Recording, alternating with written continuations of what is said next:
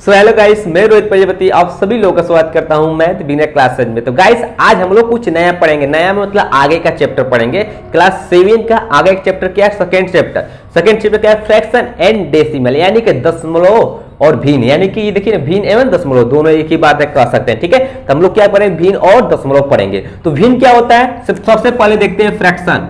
Fraction क्या होता है? जिसे पी बाई क्यू के रूप में लिखा जा सकता है, ऐसे पी बाई क्यू के रूप में लिखा जा सके। तो ये क्या हो गया? फ्रैक्शन। जैसे में इसको हम लिख सकते हैं 10/3, या इसको लिख सकते हैं 3/10। ये क्या है? ये फ्रैक्शन ही तो है। ये उल्टा लिखे, ये उल्टा है। ऊपर वाला क्या बोलते हैं? न्यूमरेटर। नीचे वाला क्या बोलते हैं? डिनोमिनेटर। हिंदी में बोलते हैं इसको अंश और इसको हर। ठीक है, तो कोई न्यूमरेटर डिनोमिनेटर, ये आप समझ जानते ही होंगे। ठीक है, अब देखिए जो पी बाई क्यू के रूप में लिखा है ना, 3/10 या 10/3, कोई कितना भी लिख सकते हैं, 8/5। ठीक है, 3/5, ये सब क्या है? ये सब फ्रैक्शन है। क्या है? फ्रैक्शन है। जो पी बाई क्यू के रूप में लिखा गया वो फ्रैक्शन है। ठीक है, अब देखिए डेसिमल क्या होता है? डेसिमल बस इसी को सॉल्व करके यहां लिख दीजिए दशमलव। देखिए 10 में 3 से भाग देंगे तो क्या हो जाएगा? इसका मान 3 दशमलव हो जाएगा। इसका भाग देंगे तो हो जाएगा, देखिए 1 0 है ना, तो 1 अंक के बाद दशमलव लगा दीजिए। डायरेक्ट भाग देने का तरीका ये हो गया क्या? डेसिमल। दशमलव लग गया तो डेसिमल है। जानते डेसिमल मतलब दशमलव होता है, तो यहाँ दशमलव लग गया ना तो डेसिमल हो गया। इसको उदाहरण एक ही को हम सोल्व करके दिखा दिए।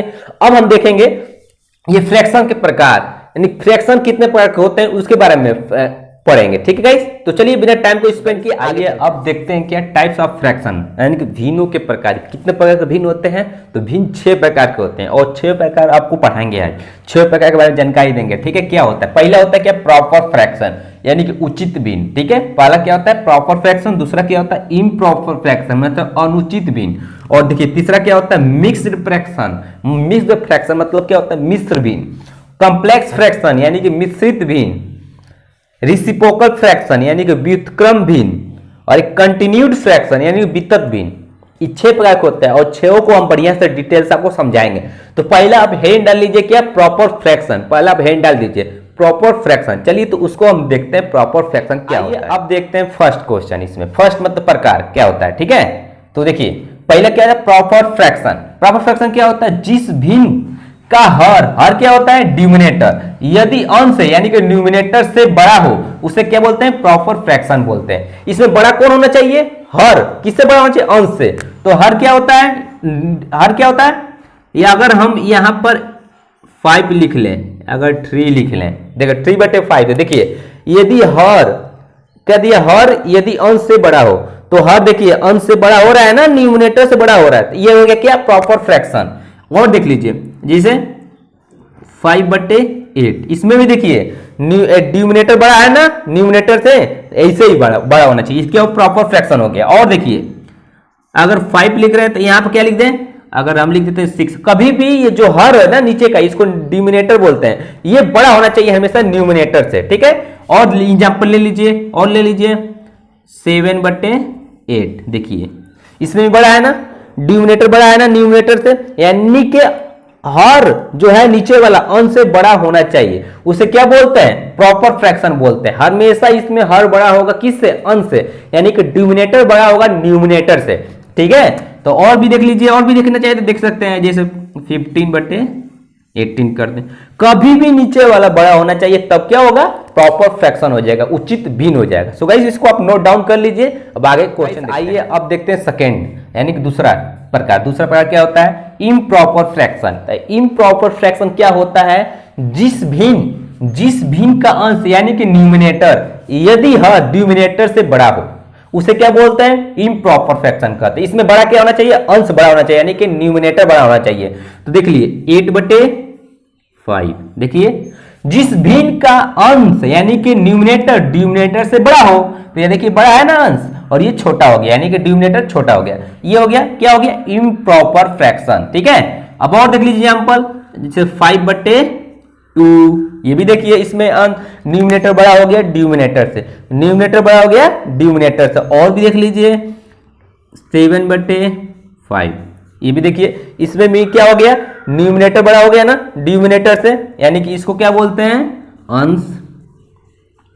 इसको क्या बोलते हैं? हर। आपको पता ही होगा। ऊपर वाला इसको इंग्लिश में क्या बोलते हैं? न्यूमिनेटर, इसको डिनोमिनेटर।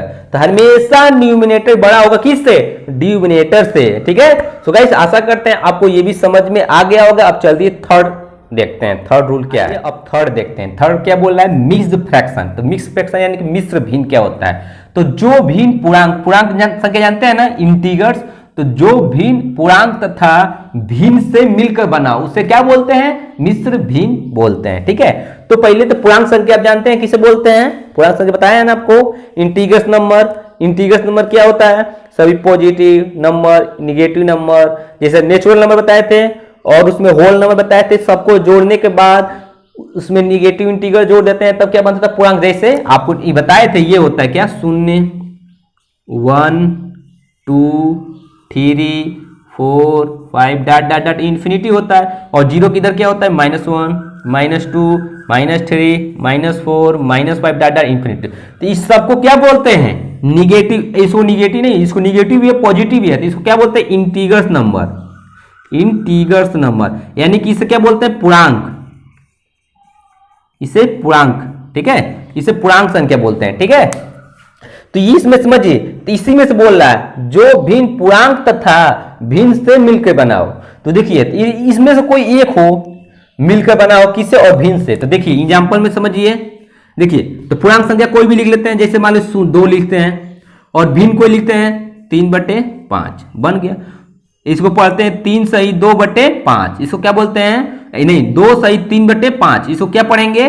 2 सही 3/5। इसी तरह देखिए एक और पूर्णांक संख्या लिख लेते हैं 5, और यहाँ भिन्न ले लेते हैं। ठीक है। ये देखिए क्या, इसको क्या पाएंगे? 5 सही 3/2। ये भी क्या हो गया? एग्जाम्पल हो गया। समझे? जिसमें देखिए पूर्णांक संख्या भी हो गया, ये एक पूर्णांक संख्या है और एक ये भिन्न है। ठीक है। दोनों मिलकर बना है ना, तो ये क्या हो गया? Mixed fraction. और भी देख लीजिए, जैसे 2, और इसको क्या लिख लेते हैं? 7/5। देखिए यानी कि 2 सही 7/5, ये पूर्णांक हो गया और एक भिन्न हो गया। सो गाइस आशा करते हैं आपको ये समझ में आया होगा मिक्स्ड फ्रैक्शन क्या होता है। चलिए अब नेक्स्ट रूल पे देखते हैं। आइए अब देखते हैं फोर्थ रूल क्या है? मिश्रित भिन्न यानी कॉम्प्लेक्स फ्रैक्शन। कॉम्प्लेक्स फ्रैक्शन क्या होता है? ध्यान देखिएगा, जिस भिन्न का अंश या हर अथवा दोनों भिन्न हो उसे कॉम्प्लेक्स फ्रैक्शन कहते हैं। जैसे देखिए ये क्या है? ऊपर होता है क्या? अंश होता है, नीचे क्या होता है? हर होता है। तो जिस भिन्न का अंश या अथवा हर या दोनों भिन्न हो, तो इसका भी एक भिन्न लिख देते हैं। ठीक है। भिन्न लिख देते हैं 5/3 बट्टा हर का भी एक भिन्न ले देते हैं 3/4। तो ये क्या हो गया? कॉम्प्लेक्स फ्रैक्शन हो गया, जिसके अंश का एक भिन्न लिख दिए हैं, हर का भी एक भिन्न लिख दिए हैं, दोनों का बटा कर दिए, तो ये क्या हो गया? एक कॉम्प्लेक्स फ्रैक्शन हो गया मिलके। अब इसमें कोई एक भी हो सकता है, या हर भी हो सकता है, वो अंश भी हो सकता है। तो एक और देख लीजिए, अगर इसी को देखिए 5/3 लिख देते हैं, और एक क्या लिख देते हैं? 7 लिख देते हैं। हर क्या लिख देते हैं? 7। देखिए केवल ऊपर वाला अंश जो है एक भिन्न है और एक नीचे वाला एक ही अंक है। इस तरह भी हो सकता है। और भी देखिए, अब हर को बना दीजिए। अगर ऊपर मान लीजिए 7 है तो नीचे बड़ा कर दीजिए 5/3, हर को कर दीजिए। यानी कि देखिए इसमें भिन्न हो, जिसमें ऊपर नीचे भिन्न हो, उसे क्या बोलते हैं? फ्रैक्शन, कॉम्प्लेक्स फ्रैक्शन बोलते हैं। देखिए इसमें 2 भिन्न है, इसमें एक ही भिन्न है। इसमें क्या है? अंश है, अंश में भिन्न है, और इसमें क्या? हर में भिन्न है। समझ गए? तो कॉम्प्लेक्स फ्रैक्शन आशा करते हैं आपको समझ में आ गया होगा कैसे लिखते हैं। ये दिया रहेगा, इसे हल करने से वो सब बाद में बताएंगे। इस बस प्रकार आपको समझा रहे हैं कितने प्रकार के होते हैं। ठीक है। चलिए अब नेक्स्ट रूल देखते हैं। गाइस आइए अब देखते हैं 5 क्या बोल रहा है? क्या है हम लोग का? व्युत्क्रम यानी कि रेसिप्रोकल फ्रैक्शन, व्युत्क्रम भिन्न। व्युत्क्रम भिन्न क्या होता है? देख लीजिए, जिस भिन्न का अंश और हर यदि आपस में बदल दिया जाए तो प्राप्त भिन्न व्युत्क्रम भिन्न कहलाता है। जैसे अगर कोई फ्रैक्शन लिख लेते हैं, जैसे 5/8, ये भिन्न हो गया कोई। ठीक है। अब इसमें बोल रहा है ना, जिस भिन्न का अंश और हर आपस में बदल दिया जाए, यानी कि ये क्या है? हम लोग का न्यूमिनेटर, ये क्या है? डिनोमिनेटर। इसको हिंदी में बोलते हैं अंश, इसको क्या बोलते हैं? हर। तो देखिए, तो हर को ऊपर लेते चले जाइए और अंश को नीचे चले जाइए। तो हर को ऊपर लेते आए, बदल दिया ना, और अंश को नीचे लेते हैं यहाँ 5। तो यही बोल रहा था, देखिए क्वेश्चन के अकॉर्डिंग, जिस भिन्न का अंश और हर आपस में बदल दिया जाए, तो यही भिन्न है, तो हम हर और अंश को बदल दिए। हर को ऊपर लेते चले गए अंश की जगह पर, और हर को नीचे लेते गए, अंश को नीचे लेते गए हर की जगह पर, तो बदल गया ना। ये क्या हो गया? हम लोग का व्युत्क्रम भिन्न, यानी कि क्या? Reciprocal fraction. इसी तरह और एग्जांपल देख लीजिए 7/9, इसका हम व्युत्क्रम भिन्न लिखेंगे तो क्या लिखेंगे, इसको ऊपर लेते चले जाएंगे तो ये 9 हो जाएगा और इसको नीचे लेते जाएंगे तो ये 7 हो जाएगा, यानी कि 9/7 हो जाएगा। समझ रहे हैं ना कैसे लिख रहे हैं, बस भिन्न को बदल देना है, हर को ऊपर लेते चले जाइए, अंश को नीचे लेते जाइए तो वो हो जाएगा व्युत्क्रम भिन्न।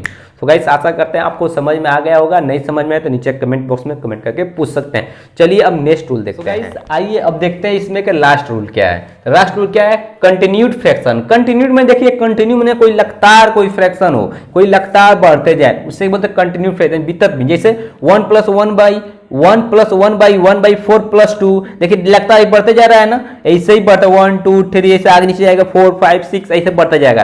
तो कंटिन्यूड फ्रैक्शन जो है लगातार बस चलते जाए, मतलब क्रम वाइज क्रम चलते जाए, कंटिन्यूड फ्रैक्शन होता है। कंटिन्यू मैंने आप जानते हैं ऑलरेडी शब्द कंटिन्यू में, देखिए कंटिन्यू मैंने क्या होता है, लगातार जो कोई जारी रहे ना, कंटिन्यू शब्द यही होता है। तो चलिए इसमें यही था, बस समझना है आपको, प्रकार जानना है क्या है, ये सब आपको डिटेल से तो आगे पढ़ना है, लेकिन इसको आपको जानना था, ठीक है।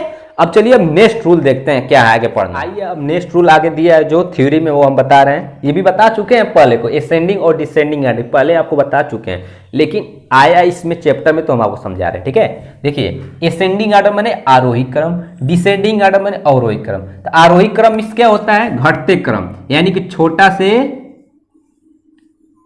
छोटा से क्या बड़ा,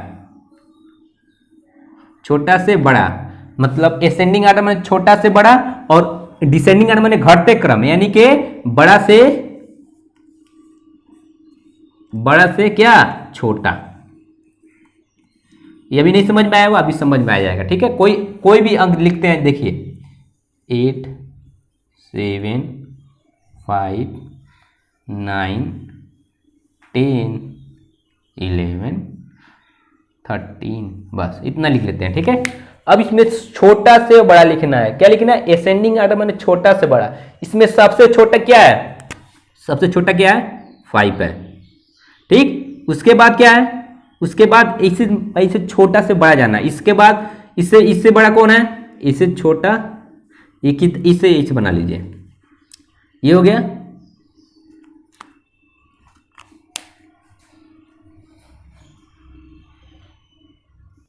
देखिए इसमें सबसे छोटा क्या है, सबसे छोटा क्या है 5, ठीक है। देखिए छोटा से बड़ा जाना है ना, अब इससे बड़ा कौन है, इससे 5 से बड़ा कौन है, 7, ठीक है 7। अब 7 से बड़ा कौन है, 7 से बड़ा कौन है, 8 है, 8 से बड़ा कौन है, 9 से बड़ा कौन है, 10 से बड़ा कौन है, 12 से बड़ा कौन है, 13। देख रहे हैं ना, छोटा से बड़ा गया, यानी कि असेंडिंग आर्डर माने छोटा से बड़ा। देखिए 5 7 8 9 10 11 ऐसे छोटा से बड़ा, जस्ट इसका उल्टा बड़ा से छोटा। इसी को हम लेके एग्जांपल कर लेते हैं, ठीक है, इसी को एग्जांपल लेके यहां हम कर लेते हैं, यानी कि बड़ा से छोटा। इसमें सबसे बड़ा कौन है, 30, उसके बाद बड़ा से छोटा, उसके बाद 13 छोटा कौन है, 12 से छोटा कौन है, उससे कौन है, 10 से छोटा कौन है, 9 से छोटा कौन है, 8 से छोटा कौन है, 7 छोटा कौन है, 5। समझ रहे हैं, बड़ा से छोटा ले गए ना, 13 के बाद उससे छोटा 12 के बाद उससे छोटा 10 के छोटा उससे 9 से छोटा 8, ऐसे मतलब घटते क्रम में। तो ये आर्डर आपको समझ में आ गया होगा, असेंडिंग और डिसेंडिंग। असेंडिंग आर्डर माने क्या होता है, बढ़ते क्रम यानी छोटा से बड़ा। डिसेंडिंग आर्डर माने घटते क्रम यानी बड़ा से छोटा। सो गाइस आशा करते हैं आपको सारा टॉपिक अभी तक समझ में आया होगा। नहीं आया तो नीचे कमेंट बॉक्स में कमेंट करके पूछिए, या स्क्रीन पे मेरा व्हाट्सएप नंबर दिख रहा है, उस पर भी आप क्या करते हैं, मैसेज कर सकते हैं, ठीक है। चलिए अब नेक्स्ट रूल देखते हैं। सो गाइस आइए अब नेक्स्ट टॉपिक देखते हैं, क्या, रेक्टेंगल, आयत। आप सोच रहे होंगे इसमें कहां से आ गया, इसमें दिया है, 1-2 क्वेश्चन दिया है, इसलिए हम थ्योरी बता दे रहे हैं, ताकि जब आप एक्सरसाइज सॉल्व करेंगे तो आपको ये नहीं पता होना चाहिए कि कहेंगे कि हमको कुछ पढ़ाया ही नहीं गया, रेक्टेंगल और त्रिभुज, इसमें 2 टॉपिक दिया है एक्सरसाइज में, इसलिए हम आपको बता दे रहे हैं। बाकी आगे इसको हम विस्तार से डिटेल में आपको हम बताएंगे, ठीक है। तो सबसे पहले देखते हैं आयत। आयत क्या होता है, ऐसा चतुर्भुज जिसकी आमने सामने की भुजा बराबर हो, उसे रेक्टेंगल कहते हैं। भुजा मतलब साइड, ठीक है। तो देखिए चतुर्भुज पहले क्या होता है, चतुर्भुज किसे कहते हैं, 4 भुजाओं से घिरी, यानी 4 साइड से। एक भुजा ये हो गया, यानी कि इसको साइड बोलते हैं, हिंदी में इंग्लिश में क्या बोलते हैं, साइड। एक भुजा, ये 2 भुजा, ये भी साइड, और ये 3 भुजा और ये 4 भुजा, ये सब साइड है, ठीक है, साइड मैंने भुजा, यानी कि 4 भुजाओं से 1 2 3 4 4 भुजाओं से घिरी बंद आकृति को चतुर्भुज कहते हैं। चतुर्भुज समझ में आ गया। अब देखिए, अब इसमें आयत क्या होता है, रेक्टेंगल। तो ऐसी चतुर्भुज जिसकी आमने सामने की भुजा बराबर हो, तो आमने के सामने की भुजा यही है, आमने सामने, यानी कि ये भुजा इसके बराबर है, ये नहीं बोल रहा है, आमने सामने की भुजा बराबर हो और इसकी भुजा ये इसके बराबर होना चाहिए, एक कर दीजिए ताकि बराबर समझ में आए, ठीक है, ये इसके सामने और ये इसके सामने, ठीक है। इसको बोलते हैं लंबाई, इसको बोलते हैं ये जो है चौड़ाई, चौड़ाई, ठीक है, इसको बोलते हैं लंबाई और इसको बोलते हैं चौड़ाई। तो समझ गए ना। तो आयत क्या होता है, ऐसा चतुर्भुज जिसकी आमने सामने की भुजा बराबर हो, यानी कि अगर मान लीजिए, अगर ये साइड आपको दिया है क्या, इसको हम साइड में लटका दे रहे हैं, ठीक है, अगर ये मान लीजिए 5 दिया है, तो बताइए ये क्या होगा, अभी बताएं, जिसकी आमने सामने की भुजा बराबर हो उससे क्या बोलते हैं, तो ये भी क्या हो जाएगा, 5 हो जाएगा, आमने सामने की भुजा बराबर हो, ये 5 तो ये भी 5। अगर ये दिया है 3 सेंटीमीटर तो ये भी क्या हो जाएगा, ये भी 3 सेंटीमीटर होगा, क्योंकि रूल और नियम के अनुसार आमने सामने की भुजा बराबर होता है, ठीक। अब देखिए, अब हम इसका निकालना क्या, इसको हम सब मिटा दे रहे हैं पहले, ये सब अब इसमें हम थ्योरी बनाएंगे। देखिए फार्मूला क्या क्या निकल रहा है, ठीक है। देखिए अब देखिएगा, ध्यान समझिएगा। अब ये होता है आयत, अब इसको ये आयत आप समझ गए होंगे क्या होता है। अब देखिए, अब यहां लिखते हैं आयत का परिमाप, आयत का परिमाप यानी कि पेरीमीटर, पेरीमीटर, परिमाप। परिमाप क्या होता है, आयत का परिमाप बराबर क्या होता है, इन चारों भुजाओं का योग। आयत का परिमाप क्या होता है, चारों भुजाओं का योग, चारों भुजाओं का योग। 4 भुजा है तो 4 भुजा लिखे हैं, ठीक है, मतलब परिमाप निकालना है तो सभी भुजाओं का योग, जितना कोई भी आकृति दिया हो, जिस आकृति का भुजा जितना हो उसके जोड़ दीजिए, उसका परिमाप निकल जाएगा। तो इसका देखो कोई इसमें कितना कितना भुजा, 1 भुजा, 2 भुजा, 3 भुजा, 4 भुजा है ना, तो इसमें चारों भुजाओं का योग। अगर यही त्रिभुज आ जाता तो हम कहते कि 3 भुजाओं का योग, समझ रहे हैं ना, तो यानी कि चारों भुजाओं का योग। तो अगर देख लीजिए, तो इसका देखिए चारों भुजाओं का योग कर लेंगे ना। अब देखिए, अगर मान लीजिए इसकी लंबाई x है तो ये क्या हो जाएगा, लंबाई ये भी x हो जाएगा, होगा ना। अगर इसकी लंबाई आप y मानते हैं तो ये भी y हो जाएगा, ठीक है। तो जोड़ दीजिए चारों भुजाओं का योग, चारों भुजाओं का योग, ये x हो जाएगा प्लस, और ये क्या है y हो जाएगा प्लस, ये x हो जाएगा प्लस, ये y हो जाएगा। चारों भुजाओं को जोड़ दिए। अब देखिए x मिलके क्या हो गया, यहां से देखिए x मिलके 2x प्लस y मिलके 2y, इन दोनों में 2 कॉमन है ना, 2 कॉमन कर लीजिए तो x प्लस y। ये फॉर्मूला बन गया परिमाप का। तो परिमाप बराबर क्या हो जाएगा, 2 कोष्ठ में x प्लस y, यानी x क्या है, x क्या माने थे हम, यहाँ पर x क्या था, जो x मान रहे हैं ये क्या है, चौड़ाई। तो ये हो जाएगा 2 कोष्ठ में चौड़ाई, लंबाई भी कह सकते हैं, पहले चौड़ाई कोई मतलब है, 2 कोष्ठ में लंबाई प्लस चौड़ाई। तो ये परिमाप का फॉर्मूला निकल गया। परिमाप बराबर क्या हो जाएगा, 2 कोष्ठ में लंबाई प्लस चौड़ाई।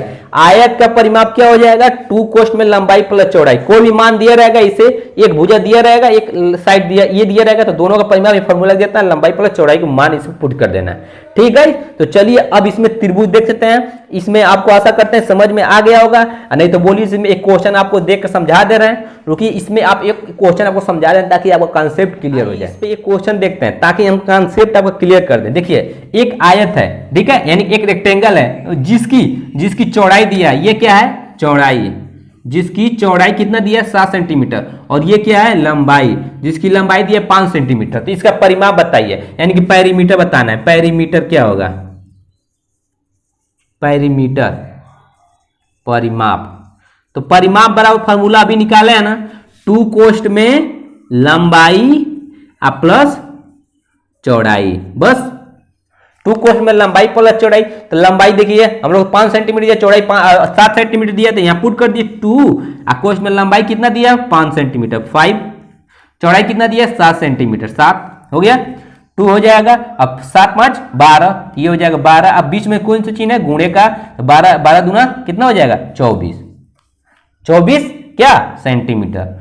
तो इसका पूरा परिमाप यानी कि इन चारों भुजाओं का योग कितना हो जाएगा, कितना हो जाएगा 24 सेंटीमीटर। ठीक है, देख लीजिए 7 5 12, 12 फिर 7 जोड़ेंगे, फिर यहाँ 5 जोड़ेंगे, मिलकर क्या हो जाएगा 24 हो जाएगा।